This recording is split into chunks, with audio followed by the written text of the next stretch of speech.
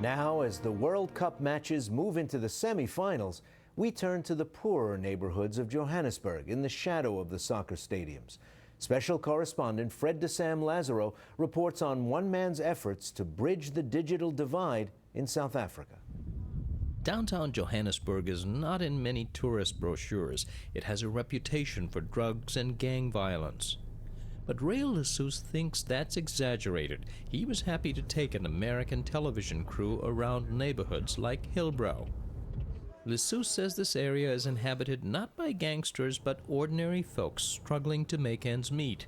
Many are immigrants from other African countries. Most live without one of the most basic tools of modern life. A lot of these people have not had decent and cheap and affordable access to the internet or to telephony services.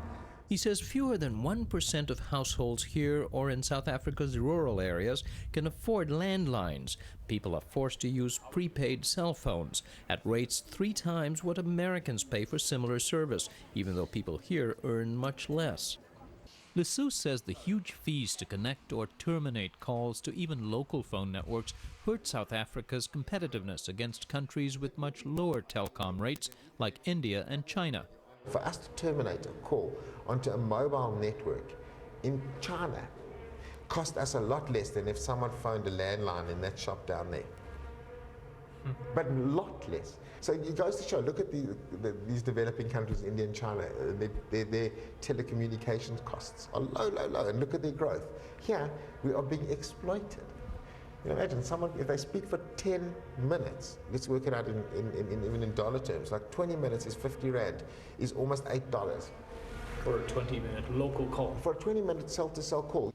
The big telecommunications providers like Vodacom and MTN say the prices reflect the cost of building infrastructure across a vast country.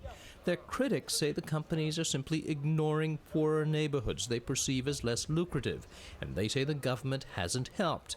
The government still owns a share of what used to be a public telecom monopoly, and it shares in the windfall of phone and broadband profits. Flying under the radar of these sky-high rates, Lessus saw an opportunity to start his own business called Dabba Telecom. We can buy in bulk at like 1 Rand and sell it at 1 Rand 20. And actually people normally would be buying it at 3 Rand, so it's win-win. We got a margin, people are saving money. We're just opening this all up into a Wi-Fi cloud.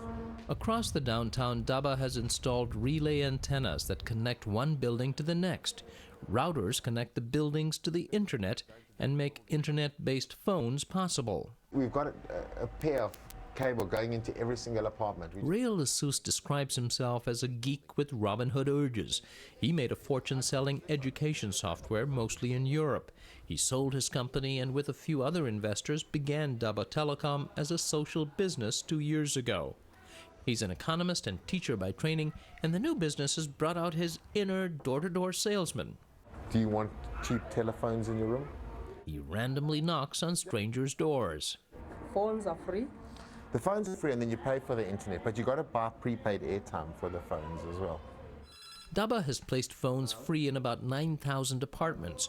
To use them to call cell phones or landlines requires prepaid credit, which is sold at nearby convenience stores. It's how Dabba recovers its costs, though Lessus points out Dabba cards are far cheaper than the large company ones. For more and more people, phone and increasingly internet connections are making a huge difference. So now we connect to the internet.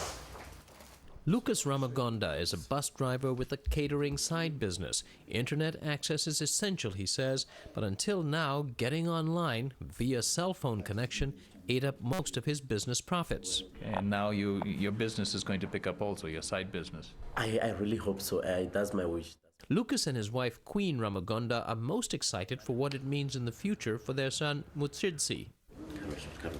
Like there's something that they need from school and we can get it through the internet. One connection at a time, Lessus says the neighborhood is being transformed. In this street, there's probably about 1,500 internet terminals, which is amazing.